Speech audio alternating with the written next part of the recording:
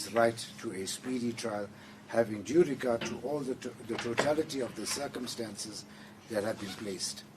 The added aspect that the court has considered is the fact that between tomorrow and the next day, counsel Mr. Khusseng is going to be before another court in a different province altogether, and he's only returning to Johannesburg on the evening of the 6th of August 2026.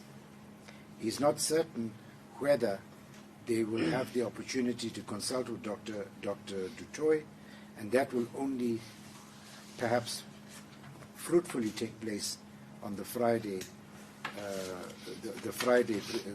subsequent to his return to Gauteng. And that in broad strokes is the application that Mr. Khusseng makes on behalf of accused number 1. Mr. Krovia, on behalf of accused number 2 and 5, has indicated to this court that, having been instructed by his clients not to oppose the application for the postponement so sought, requests that the matter may be postponed, but places on record that at all material times, both his clients, accused number 2 and 5, have and always are ready to continue in the matter. To that extent, the court is indebted for that indulgence that has been granted by Mr. Krovia. I now turn to the submissions by Ms. van der Heever on behalf of accused number 3 and 4.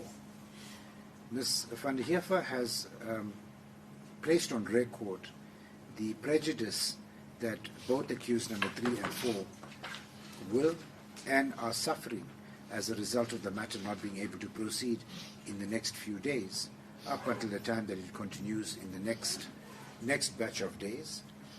And to that extent, Ms. van der Heever has placed on record that both her clients and herself, find themselves in a very, very difficult position, having carefully considered the submissions made by the state, as well as the challenge that has been experienced by counsel for accused number 1, and quite sensibly concedes that at the end of the day, the matter, it is what it is, and the accused are going to have no other alternative but not to object to the postponement. The court just wants to indicate that the circumstances as set out by both the state and counsel for accused number 1 are of such a nature that it is near impossible for this court to make any other order but to accede to the request that has been made by both the state as well as the defense. There is simply no other solution to this vexing challenge that is currently being faced in the trial within the trial.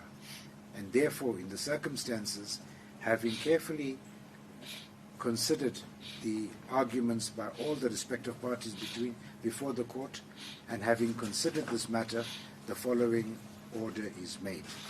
The accused may rise. It is ordered that 1, the application for a postponement of these proceedings by counsel for the state and counsel for accused number 1 is hereby granted.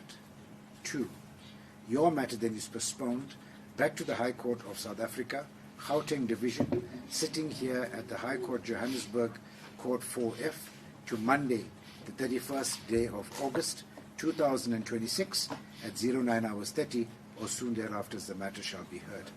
Accused number 1, 2, and 3, gentlemen, you are in custody. You shall remain in custody until then. Accused number 4 and 5, ladies, you are out on bail. Your bail is extended according to the same conditions as previously.